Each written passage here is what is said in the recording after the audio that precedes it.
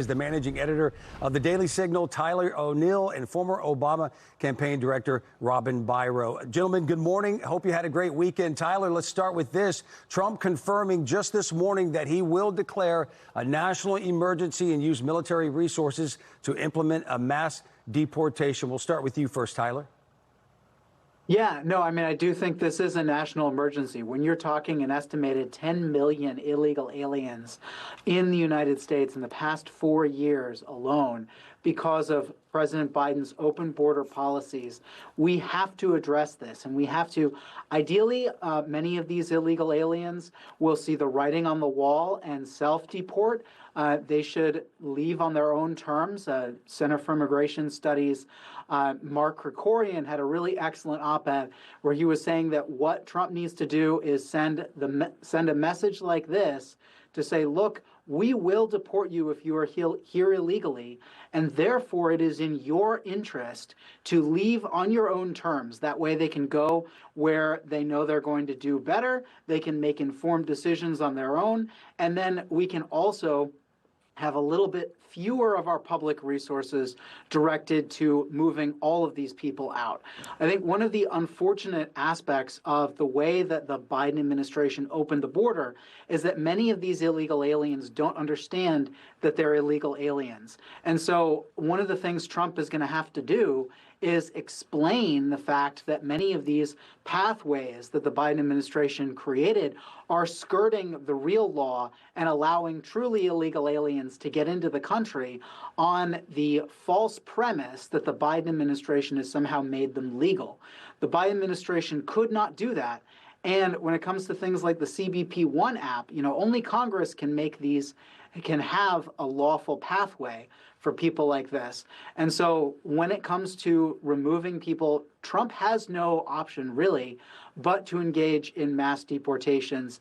And, he's going to start with the murderers, the rapists, those who have been convicted of major crimes. But this is a major nationwide issue, and he has very few options but to engage in something like this. Yeah, Robin, this was a campaign promise by Trump. Trump's campaign. How do you see this playing out, or what you're hearing, how it's going to play out? Yeah, I'm grateful for the question. And look, I'm a military veteran, but I served active duty. This will be conducted by the National Guard troops, is what the incoming Trump administration is saying. But I've got friends in red states that are serving in the National Guards. And I just don't see them being willing to invade blue states who are engaging in sanctuary cities and sanctuary states. That seems to be like we're positioning for too much civil unrest. So I don't love the idea of putting the onus on the National Guard troops in each respective state.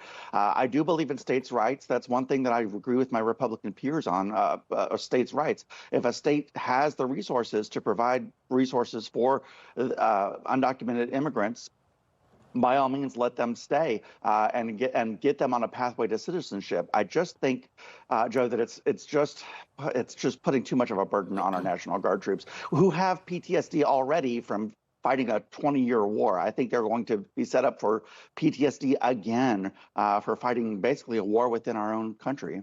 All right, gentlemen, let's move on to Trump's most recent pick for chairman of the FCC, Brendan Carr. And Carr is backed by Elon Musk. He wrote the FCC chapter in Project 2025 that focuses on censorship and criticizes big tech. Trump calls him a, quote, warrior for free speech. Tyler, do you believe that he will restore free speech rights as he's promising to do? And how do you think that looks?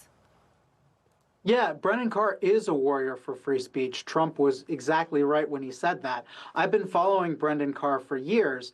And, when he is on the FCC, he has been standing against big tech censorship. He has been standing against media bias. And he's been calling out. I mean, most recently, he called out the FCC, his own colleagues, for prioritizing diversity, equity, and inclusion as their #2 goal at the agency. So this is a man who knows what time it is in America and has been preparing for something like President Trump re-entering the White House for some time. And he is ready. I think this is a phenomenal pick that President Trump made. All right, Robin. It's controversial because he did author some of what's in Project 2025. I just find it convenient that President-elect Trump distanced himself on the campaign trail and said he knew nothing about Project 2025, but so many of his appointees are ones who authored it. Yeah. Well, let's talk about another representative, another choice right now. That would be Matt Gaetz. And you are correct on that, Robin. He tried to distance himself from Project 2025. Let's see if that remains and plays out in this administration. Matt Gaetz, though, is now being tapped to serve as Trump's attorney general. Robin, Gaetz has faced a House ethics investigation and allegations of sexual assault. House Speaker Mike Johnson has spoken out against releasing the House Ethics Committee report, claiming it could open a Pandora's box. Should that be released, that report, ahead of a confirmation? Or I'm sure it'll be discussed during the hearing, the confirmation. Robin? Oh, yes. Make no mistake. There will be a hearing because Senator Thune, Senate Majority Leader, incoming Senate Majority Leader, has already said that they don't have the votes for recess appointments. So there will have to be confirmation hearings for each one of these nominees. But look, I looked it up, and there are 5 Republicans who serve on the House Ethics Committee and 4 Democrats who serve on the House Ethics Committee. I would rather it be released publicly than have it be leaked by one of these 4 Democrats or maybe even a Republican. You know, it's interesting that report, whether it comes out or not, a lot of people are saying they don't want it to come out, but I think it'd be an important part of the confirmation. Gentlemen, Trump's team is foregoing FBI background checks on each nominee, which is a long established norm in Washington, D.C. How will this help help or hurt them in the long run? I think this could really open them up to a lot of criticism. Tyler? Yeah, this is a very interesting decision because I think what Trump has said and what he's doing here is he's putting his money where his mouth is when it comes to not trusting these weaponized institutions of the federal government. So we saw in 2023 the Federal Bureau of Investigation rely on the Southern Poverty Law Center to smear conservative Catholics as radical traditional Catholic hate groups. The FBI later acknowledged that they knew that this was wrong, and yet they still did this. We also saw the FBI weaponized against parents who spoke out at school board meetings in 2021. And so when it comes to these agencies, Trump has said that he plans to clean house and to undo all of the weaponization that we've seen during the Biden administration. And so I think his decision here aligns with that priority. Now, whether it's a good idea or not overall, I'm not entirely sure.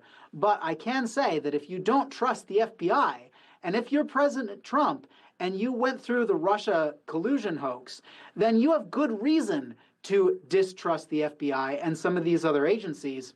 That's why he tapped Tulsi Gabbard, who is a very outspoken critic of the intelligence community, to lead up the intelligence community.